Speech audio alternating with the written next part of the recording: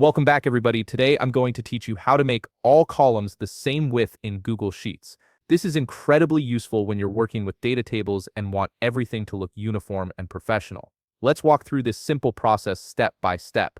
First, open your browser and navigate to workspace.google.com. Once you're there, go ahead and log into your account using your credentials. This will take you to your Google Workspace dashboard where all your files and apps are accessible.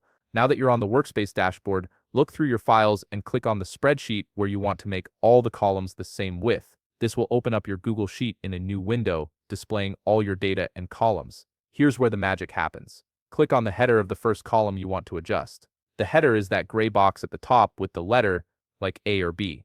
Once you've clicked it, hold down the Shift key on your keyboard. While holding Shift, click on another column header. This will highlight all the columns between the two you selected.